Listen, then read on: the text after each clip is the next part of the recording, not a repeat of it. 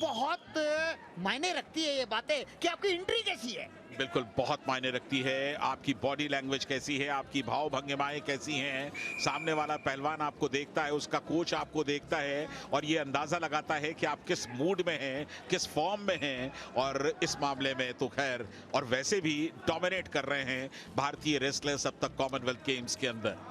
पहला मिनट चलता हुआ दीपक पूनिया और कनाडा के मूर के बीच मुकाबला। पैसिविटी के लिए कहा गया है कि जल्द से जल्द आप पॉइंट्स के लिए आए मूर को, और देखना है कि क्या पैसिविटी का जो पॉइंट है उसके लिए घड़ी शुरू की जाएगी या मूर को हमला बोल देंगे। जब ऐसे मुकाबले होते हैं तो मैं समझता हूँ एक्टिवेट टाइम से रेफरी उनको वार्म अप करता है। एक दूसरे को कोई भी अंक देना नहीं चाहता तो रेफरी का काम शुरू हो जाता है। और ये देखिए नीला बैंड कैनेडियन रेसलर को वार्न किया गया। ये जो गोल गोल हाथ हिलाया जाता है, एक हाथ यानी कि आप सचेत हो जाओ, और दोनों हाथ अगर रोटेशन में घुमा दिया है ना एक्टिवेट टाइम, तो बिल्कुल गोल गोल हाथ घुमाना मतलब कृपा जी की भाषा में वो एक मुश्किल का वक्त होता है पहलवान के लिए। तो पूनिया और मूर इस समय दोनों के पास कोई भी पॉइंट नहीं है, 1 मिनट से ज्यादा का वक्त निकल चुका है।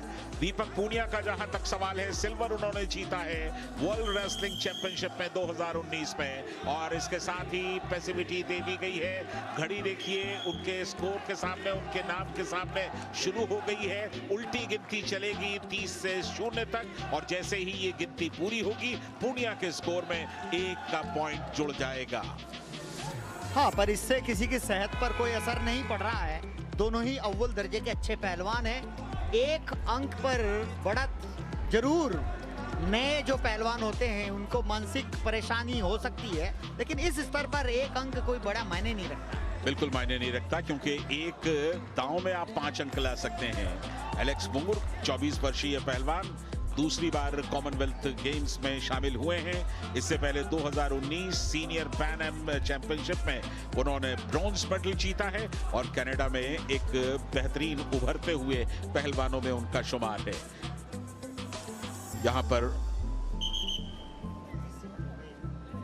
पहला पॉइंट जो पैसिविटी का एडवांटेज है वो पूनिया को मिल चुका है, और पूनिया इस समय 1-0 से आगे। मूर को दांव बनाना होगा। यहां दांव टंगड़ी फंसाने की कोशिश थी। एक बार अगर टंगड़ी सही तरीके से फंस गई तो फिर पहलवान असंतुलित हो सकता है।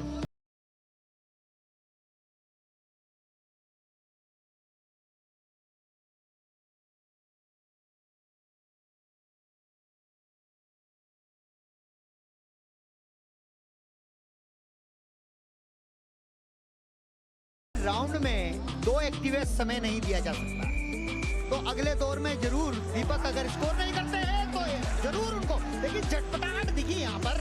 और मैं समझता हूँ अगले जो 3 मिनट है उसमें दीपक को एक्टिवेट टाइम में डाला जाएगा, क्योंकि दोनों को बराबर ही तोला जाएगा। बिल्कुल उसी की संभावना है। पहला दौर तो समाप्त हो चुका है, तो दीपक को तैयार रहना चाहिए एक्टिवेशन टाइम के लिए दूसरे दौर में, बशर्ते कि वो दूसरे दौर की शुरुआत से ही कुछ पॉइंट्स न ले आए। यस, या तो एक्टिवेट टाइम का वेट करे या 2 अंक पहले ही बटोर ले। बिल्कुल, और अगर वो 2 अंक बटोर लेते हैं, थोड़ा सा ही दे रहे हैं दीपक पूनिया को, लेकिन अभी सिर्फ 1 राउंड पूरा हुआ है। जहां तक मूर का सवाल है, 2018 कॉमनवेल्थ गेम्स में भी इन्होंने कनाडा को रिप्रेजेंट किया। 2017 जूनियर पैन एम चैंपियनशिप में गोल्ड जीता, और इसके अलावा 2013 कैनेडियन कैडेट चैंपियनशिप में भी गोल्ड मूर के नाम है। लेकिन दीपक पूनिया कहीं ज्यादा डेकोरेटेड, कहीं ज्यादा बेहतरीन पहलवान मूर की तुलना में। और अंतिम ये 3 मिनट बहुत अहम।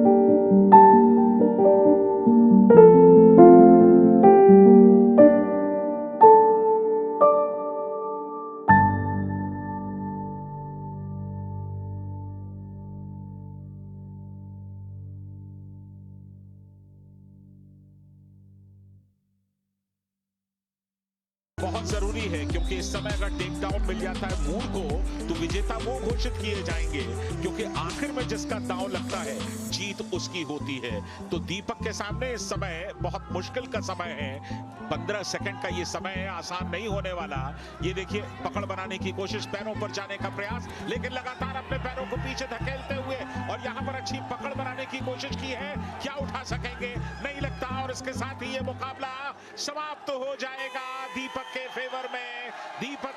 दीपक पूनिया ने 3-1 से इस मुकाबले को जीतकर बेहतरीन प्रदर्शन करते हुए बिल्कुल अंतिम मकाम पर अपनी जगह